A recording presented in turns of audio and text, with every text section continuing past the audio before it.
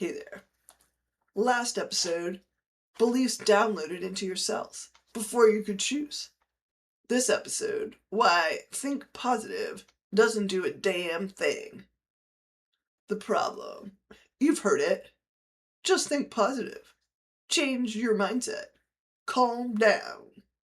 This works for about 5 minutes, if that long. Then the anxiety's back, the body's tight, the same old patterns, and you think, what the hell is wrong with me? Nothing. Your nervous system isn't listening to your thoughts. It's running its own show, and it's running it faster than you think. So let's talk something called Polyvagal theory and the basics. There was a scientist named Porges who figured something out. The nervous system isn't just the two modes, the fight-flight mode and the rest mode. There's actually a third, a shutdown mode. So let's review 3 states. 1 is rest, safe, connected, can think, you're present. 2, mobilized, into fight or flight. Your heart's racing, you gotta move. And then the third is the shutdown. If there's too much going on, you can freeze up, go numb. Why bother? That last one, that's where depression lives. The system just says, I'm done. So let's look at all the survival responses.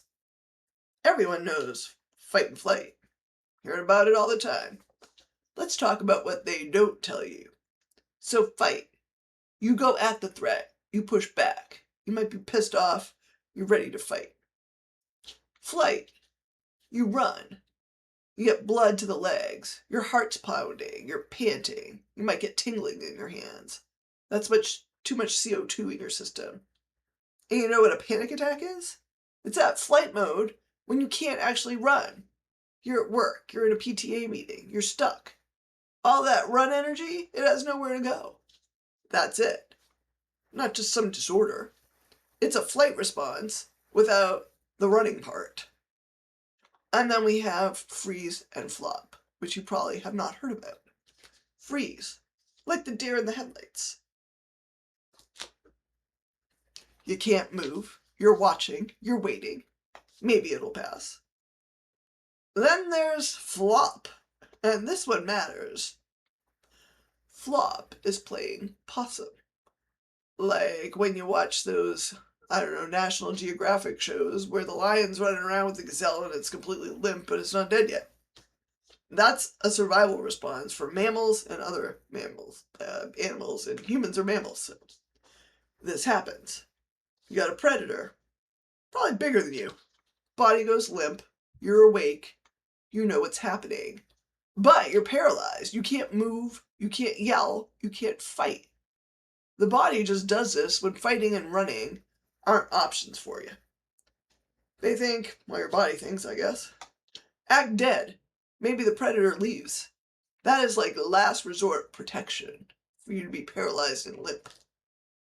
So here's some straight talk about it. Listen, if something happened to you and you didn't fight or you didn't scream, maybe you froze or went limp, that was not weakness. That was not consent to have something done to you when you couldn't move.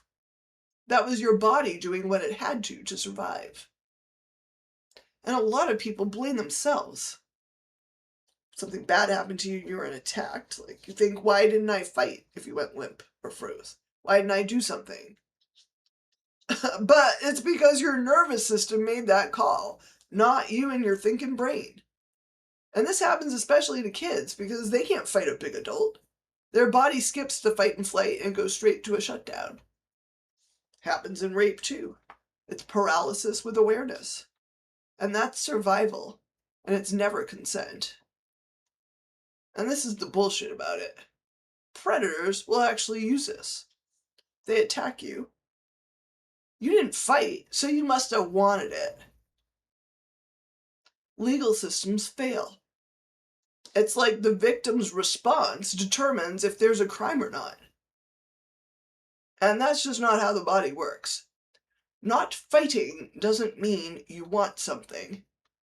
The nervous system took over. End of story. And one more, fawning, or fawn. That is like trying to manage the predator, being nice, agreeing with them, making yourself small. Like the deer, like Bambi looking all cute and helpless, saying to the bear, "Please don't eat me." We're a mammal too. And it's common when you can't leave. If you're in narcissistic abuse, domestic violence, coercive control, you can't fight, you can't leave. So you try and manage them. Try and make them not so mad at you so they don't hurt you. So, those are all the responses. You learned something new. So let's talk about neuroception. Here's why calm down doesn't work. Your body has its own threat detection. And Porges, the researcher, he called it neuroception. It's always scanning. Always. Are you safe? Are you in a dangerous situation?